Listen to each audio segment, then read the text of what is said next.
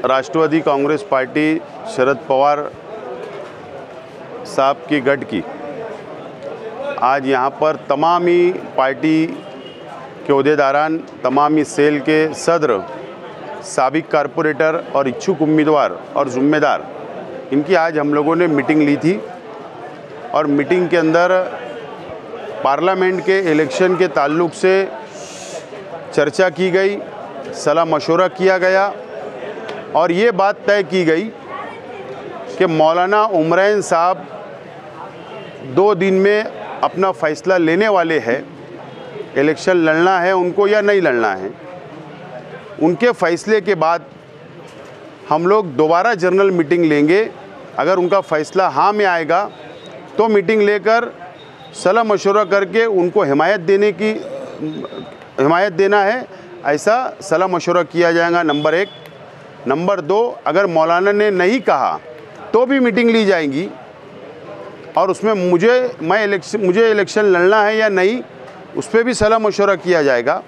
और अगर नहीं लड़ना है तो इंडिया आघाड़ी कांग्रेस पार्टी के उम्मीदवार के ताल्लुक़ से भी सलाह मशवरा करके हमारी शरायत के ऊपर इलेक्शन में उनको हिमायत देना चाहिए या नहीं देना चाहिए, इसका तमाम ही चीज़ों का फ़ैसला 2 दिन के बाद होगा। मौलाना उमरैन के फ़ैसले के बाद ये फ़ैसला आज किया गया और 3 मई को शहर में एक बड़ा जलसा लेने का भी फ़ैसला हुआ है।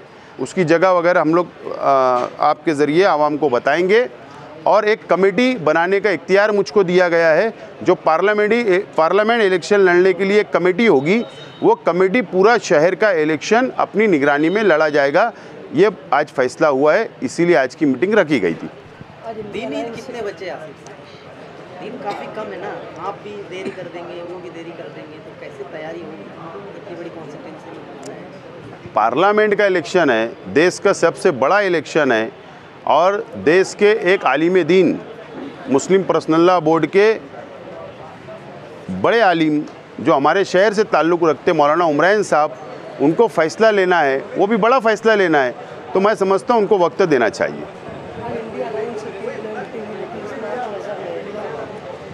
इंडिया अलायंस की जो आज ऐश्वर्या मंगल कार्यालय के अंदर हॉल के अंदर जो मीटिंग हुई, उसमें मुझे दावत दी गई थी। डॉक्टर शोभा बच्छाव कल मुझसे मुलाकात की, इनविटेशन दिया, दावत दी गई थी, लेकिन मैंने वहाँ पर जाने इसलिए नहीं मैं गया कि जब तक मौलाना उमरैन साहब का फ़ैसला नहीं आ जाता, वहाँ जाना आज ठीक नहीं था। नहीं तो कल हम इनको भी बता रहे हैं कि हम आपके साथ रहने के लिए तैयारी बता रहे हैं, और कल उनके भी साथ बैठ के हमने स्टेज पे बैठ के तैयारी बताना, फिर तीसरा उम्मीदवार कल आएगा हमारे साथ बैठो, तो ये ठीक नहीं है। इसके लिए आज मैं नहीं गया। मौलाना उमरैन के फ़ैसले के बाद ही मैं कहीं भी स्टेज पे जाकर बैठूंगा। महाराष्ट्र में 48 लोकसभा की सीट है, इंडिया अलायंस ने एक भी मुसलमान उम्मीदवार को नहीं दिया। अगर मालेगांव से मौलाना उमरैन ख्वाहिशमंद है या आप ख्वाहिशमंद हैं, तो इंडिया अलायंस को हर जगह है, क्या लगता है? इस देश के अंदर तो मुसलमानों का ये हाल है कि जब इलेक्शन आता है तो यतीम खाने से बच्चे को निकाला जाता है, और जब इलेक्शन ख़त्म हो जाता है तो यतीम खाने में दोबारा डाल दिया जाता है उसको। ये हालत मुसलमानों की इस मुल्क में है। बहरहाल देना चाहिए था, नहीं दिया गया। बहरहाल आज बीजेपी से लड़ना बहुत अहम है, बीजेपी को हराना बहुत अहम है, संविधान बचाना बहुत अहम है।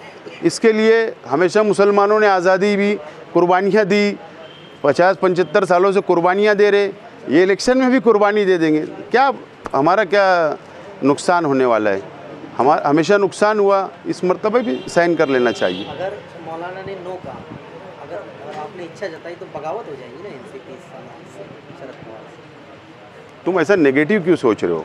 पहले पॉजिटिव सोचो कि मौलाना हाँ बोले, और अगर एक आलिम दीन और हम सब मिलकर एक मुश्तरका शहर उनके साथ खड़ा हो जाए तो तन मन धन हम सब लगाने के लिए सलाह मशवरा करने वाले हैं। तो अभी नेगेटिव मत सोचो, पॉजिटिव सोचो। मौजूदा एमएलए इस्माइल ने कहा कि मौलाना उमरैन मेरे मुखालिफिन जो है मौलाना उमरैन और मुझ में इख्तिलाफ पैदा कर रहे हैं, क्या? पहले आपस का घर का झगड़ा, उनके घर के बर्तन आवाज़ कर रहे, आवाज़ कल मुफ्ती मोहम्मद इस्माइल कासमी साहब ने कहा कि मौलाना को मैंने मशवरा दिया आप इलेक्शन मत लड़ो, लेकिन अंदर मेरी मालूमात अंदर कुछ कहा और बाहर कुछ बोल रहे हैं ना, उनकी बात में तफावत है। कल वो बोल रहे हैं कि मैंने कहा मौलाना को मेरा मशवरा इलेक्शन मत लड़ो, आज उनकी पार्टी के लोग बोल रहे हैं मौलाना ने लड़ना चाहिए। तो पहले एक अपना खुद का घर का फैसला दुरुस्त करो, बाद में दूसरों पर तनकीद करना। हमेशा इन्होंने इल्ज़ाम लगाकर तो सियासत की है, झूठ फसाद करके सियासत की है, और आगे भी उनसे कोई अच्छी उम्मीद नहीं है।